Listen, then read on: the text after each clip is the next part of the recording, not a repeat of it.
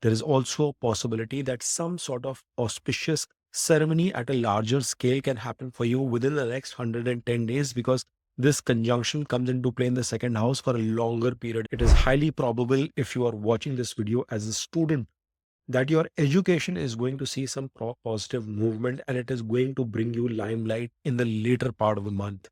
Multiple of these planetary positions are definitely committing one thing, that you are going to make some sort of rare acquisition, some sort of an investment which is going to bear fruits for you.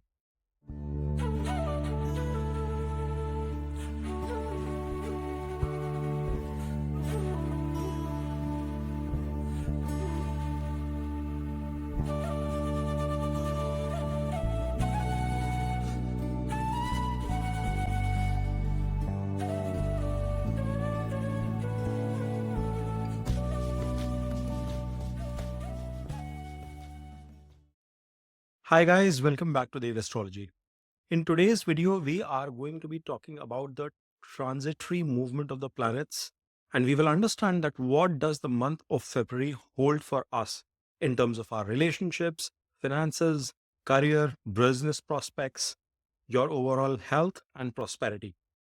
So before we go to understand that what is going to be the impact of these planets, let's try and quickly look into the important dates which are going to define the movement of these planets into different signs and houses for you. Now, as you guys can see on the screen here, Sun is going to be in the sign of Capricorn until 10th of Feb, and from 11th, 12th of February, it will be moving into the sign of Aquarius. It will be in conjunction with Mercury, which is also sticking in this of Capricorn as of now, and will be moving into Aquarius on Jan 11th. However, Mercury will be making additional movement and it will be getting conjunct with Rahu and Venus in the sign of Pisces from 27th of February. Important thing to note is that Venus is already in its sign of exaltation and it has been in the sign of Pisces since Jan 27th, and it is going to be there for a duration of 110 days in this conjunction. It have very key impacts for all of us. Important thing to understand also is that this Venus is actually forming a Parivartan Yoga, an exchange with itself with Jupiter, because Venus sits in Pisces whilst Jupiter is placed in the sign of Taurus. Yes, it has been in retrograde motion, but Jupiter is going to become direct from February 4th. And in this progressive movement, you are going to see some transformative impact coming into your life. Movements will start happening in multiple areas of your life as we discuss further. Now, Mars is also sitting in its retrograde motion and it has entered the sign of Gemini already, as I'd mentioned in my January readings. And you will find that Mars will also become direct or progressive from February 24th onwards. So both of your retrograde planets, which is Jupiter and Mars, they will become direct and progressive in the month of February itself. So it's an important event that's going to come into play. Saturn continues in the sign of Aquarius in Purv Bhadrapada Nakshatra, which is ruled by Jupiter itself. And you have Rahu, which is in the sign of Pisces at this point in time. It is in conjunction with Venus in Uttara Bhadrapada Nakshatra, ruled by Saturn. And Ketu is in the sign of Virgo. It is in Uttara Phalguni Nakshatra, which is again ruled by Sun. So these are some of the important dates that are going to come into play for the month of February. Well, Aquarius, as you guys can see on your screen here, you have Sun and Mercury currently placed in your 12th house in the sign of Capricorn, and they will be moving the second half of the month from 12th February onwards into your Lagna. And that is going to be a good positive movement for you. Your Lagna Lord, which is also the Lord of your 12th house, is stationed in your Lagna itself. Whilst you have this beautiful Parivartan Yoga, which is coming into play with an exalted Venus sitting in conjunction with Rahu in your second house, and Jupiter, the Lord of your second house, placed in your third. You have Mars, which has come out of its debilitation. It is placed in your ninth house, still in retrograde, and it will become progressive later in the month, whilst Ketu is sitting in your eighth house in retrograde motion. See, multiple of these planetary positions are definitely committing one thing, that you are going to make some sort of rare acquisition, some sort of an investment which is going to bear fruits for you. For many of the Aquarius folks, I see that the fact that Jupiter, being the lord of your 11th house, is stationed in your fourth. Venus is sitting in an exaltation in the second house, and Sun and Mercury are bringing in some sort of expenses into the 12th house. Means your expenses will go into in increasing the indulgence and abundance for your family, resulting into some positive uptick in terms of your assets. You have to connect all these dots together. And Aquarius, if things are moving well in terms of the dasha of your natal chart, this is going to be a fabulous period, especially as we progress week after week. You see, Sun is the lord of your seventh house. It is placed in conjunction with the lord of your fifth and eighth house, Mercury, in your 12th house itself. Mercury is forming a Viparit Rajoga for you currently from 8th to 12th. Something is going to happen in a positive note for you during the course of this month.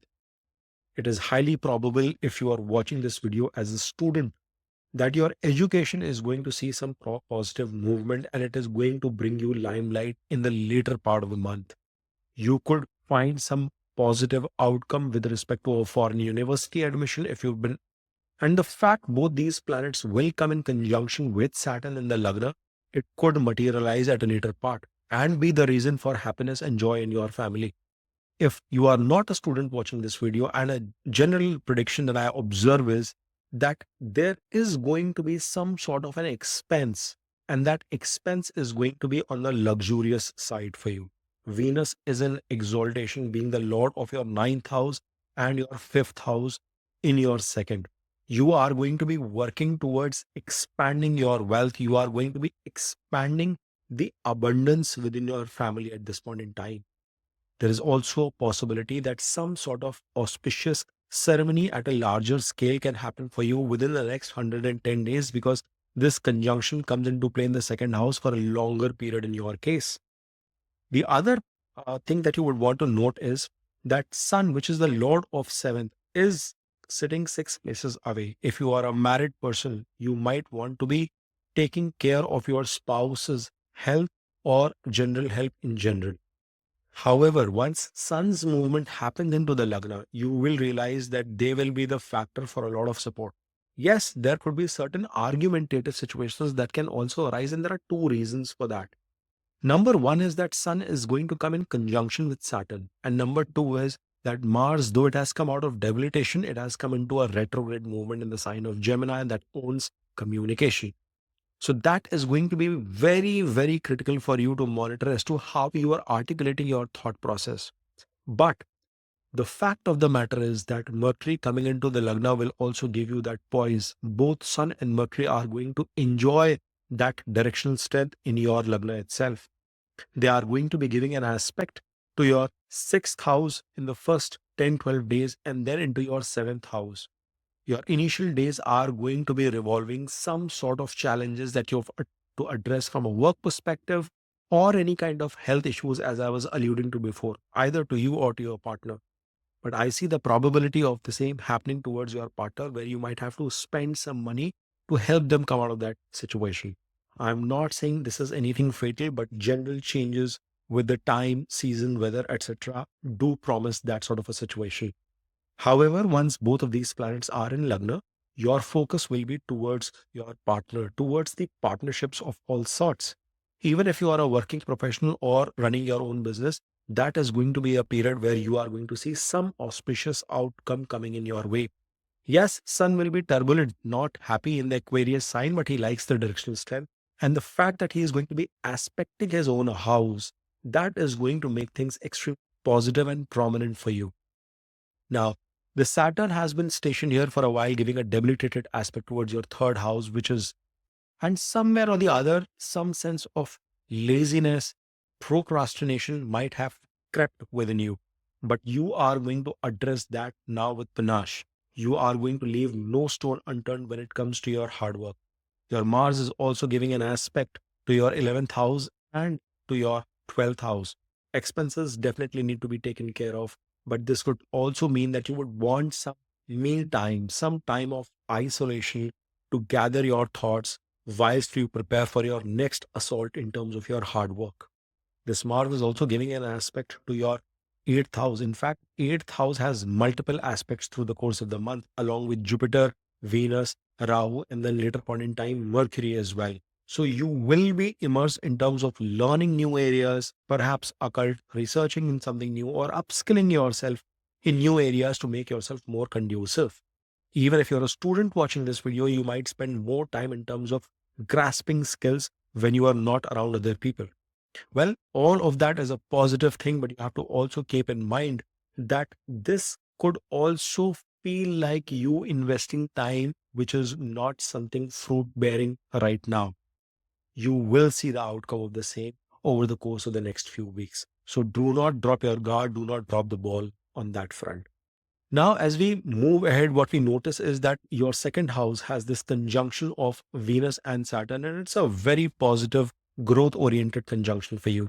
You are going to enjoy some lavish time, focus towards good quality food, perhaps enjoy the kind of cuisine, different kinds of cuisine you might want to expose yourself, make short journeys in and around areas to explore new things within your city itself.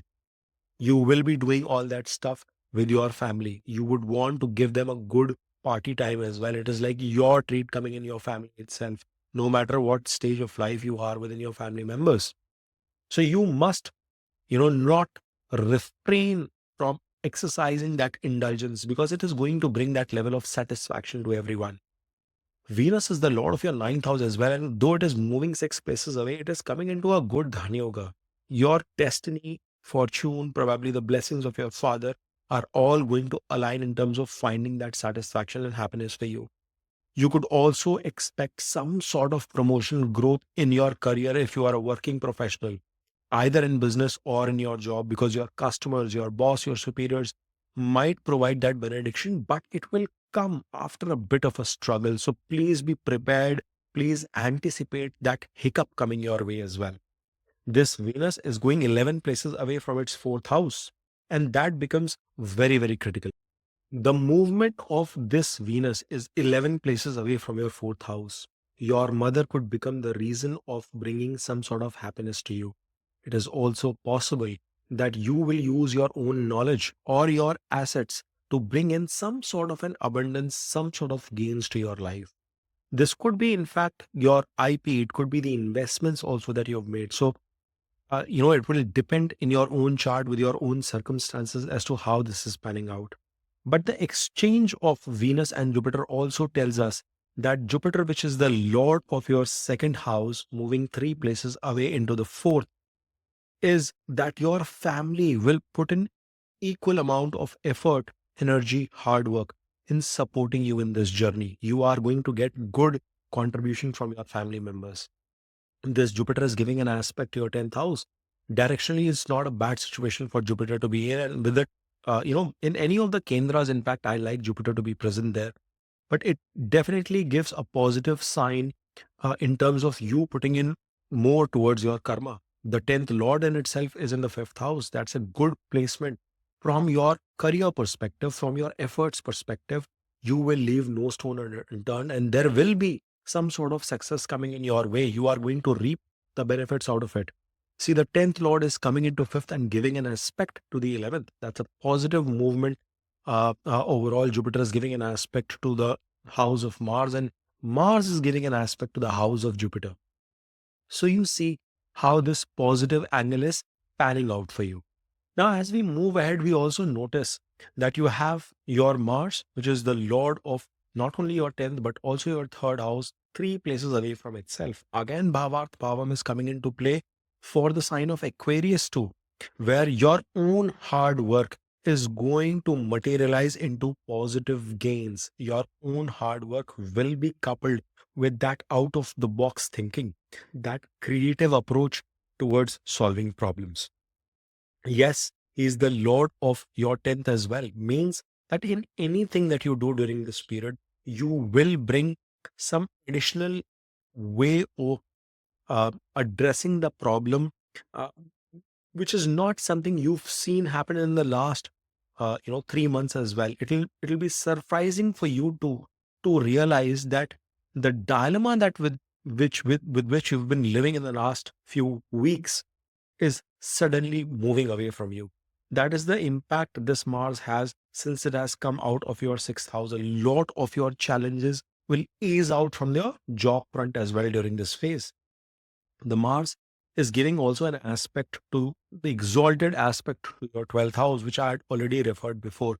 It may not be a bad idea for you to carve out a small piece of investment towards donation and charitable deeds. It is going to be especially helpful if you do some sort of charity in the form of medical equipments, medicines in general. Last but not the least, Ketu's presence in the eighth house, it definitely signifies that there has to be some level of spiritual bent of mind through the course of this period. This transit is going to change and it is going to bring in Ketu in your seventh house, which is happening in May. And we will talk about that at length as well.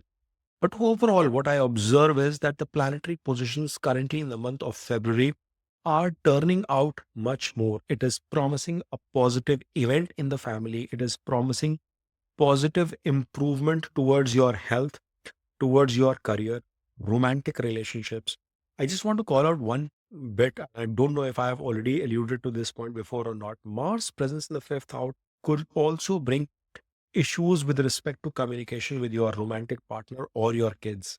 So you will have to be careful on that front that you are not turning out too aggressive on that area and you are able to reciprocate the ideas coming in from the other side as well. I just wanted to make sure that we drive home that point as well for Aquarius because that is one tad bit of risk that I observe.